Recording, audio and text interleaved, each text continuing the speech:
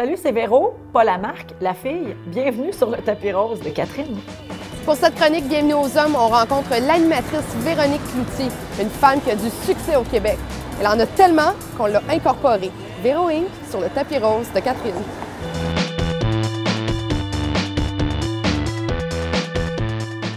Bonjour Véro. Salut, Catherine. Véro, comme tout le monde le dit, tu es devenue une marque de commerce. C'est officiel depuis aujourd'hui? Je sais pas si c'est officiel depuis aujourd'hui, mais c'est vrai que ça s'est fait avec le temps. Puis je pense que la sortie du magazine est venue un peu mettre un saut final là-dessus. Là. Qu'est-ce qu'on a gardé de la personnalité puis qu'on a dit, la marque Véro, ça va être ça, là? C'est une bonne question. Je pense que ça s'est fait de façon naturelle. Tu sais, il n'y a pas eu un meeting dans la vie où on s'est assis puis on a dit que sera la marque Véro? Tu sais, ça s'est fait tranquillement au fil des opportunités qui se présentaient et des décisions qu'on a eu à prendre. Véro Inc., ça veut dire que je suis carrément un produit. Je l'ai vu à travers les années, ce regard-là qui a changé sur moi. Je trouve que la marque et la femme cohabitent très, très bien. Je sais qu'il y a des gens qui voient ça, l'idée d'être une marque comme de façon très péjorative. Moi, ça me surprend beaucoup parce que moi, au contraire, je suis fière de ça. Je trouve que c'est un accomplissement. Ça commence à être un début de réussite. Fait que je vois pas de la mauvaise façon, pas du tout.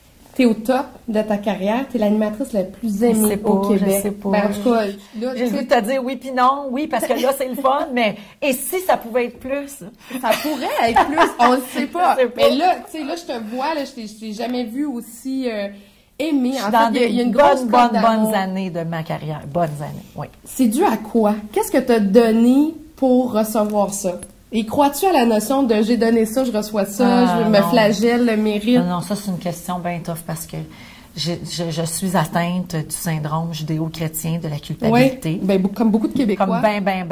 Comme presque tout le monde en fait. Je peux juste dire avec toute la modestie du monde, je sais que je travaille fort et je sais que je suis sincère dans ce que je fais. Tu sais, j'essaie d'être authentique le plus possible. Il y a un docu-feuilleton qui a été créé qui s'appelle Véro Inc. où on va voir le travail qui s'est fait derrière la marque Véro.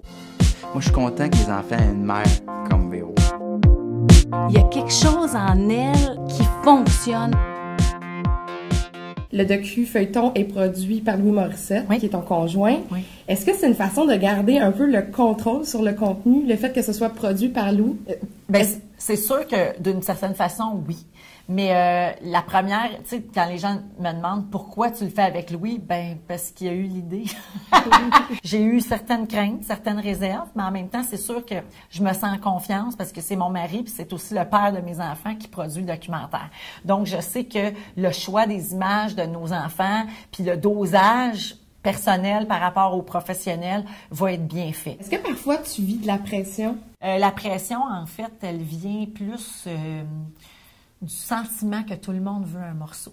Fait qu'à un moment donné, là, à la fin d'une semaine, là, où j'ai eu des demandes de Jouviance, de l'aubainerie pour les vêtements, du magazine, des enfants de la télé et de Rythme FM, donc toutes les demandes de mes partenaires qui ont besoin que je fasse ci pis ça pour eux autres, pour leur promotion. T'ajoutes à ça toutes les demandes d'entrevues que j'ai. Le public qui m'écrit sur Facebook en privé, « Hey, peux-tu parler de ma fondation? J'aimerais travailler dans le milieu. As-tu des conseils? Peux-tu venir à mon shower de bébé? Peux-tu... » Tout ça, c'est tous des vrais exemples. Là. Tout ça, là, j'arrive chez nous puis les enfants sont comme « Maman, viens jouer! Maman, viens jouer! » Des fois, je me couche le vendredi soir puis je suis fatiguée d'avoir l'impression que tout le monde prend un petit morceau. Qu'est-ce que tu répondrais aux gens qui te voient comme une femme parfaite? Eh mon Dieu, je dirais non. Non, surtout pas. Non, je suis pas parfaite. J'ai une très belle vie, mais je suis pas une femme parfaite, puis j'ai pas une vie parfaite non plus. J'ai des défauts. Premièrement, je suis toujours en retard partout. J'ai besoin de beaucoup d'amour, beaucoup d'affection. Des fois, au quotidien, ça peut être un petit peu lourd. Est-ce que tu es droguée aux compliments? Un peu, oui. Un peu. J'essaie de me guérir, là, mais honnêtement, oui, un peu. Ça doit être un peu pour ça que je fais ce métier-là aussi. Puis il y a des moments où on dirait que c'est jamais assez. Je suis pas une super bonne amie. J'aime mes amis là d'amour fou. Puis si tu m'appelles d'ennui, t'es dans le trouble. Même si ça fait 6 mois que je t'ai pas vu, je vais y aller en courant pour te sauver. Mais des fois, je suis pas très présente. Parce qu'il faut tellement que je sois tête, entre guillemets, sur le reste, qu'on dirait que dans ma vie quotidienne, j'ai une espèce de laisser-aller nécessaire à ma survie et à mon équilibre mental. Fait que non, je suis pas parfaite.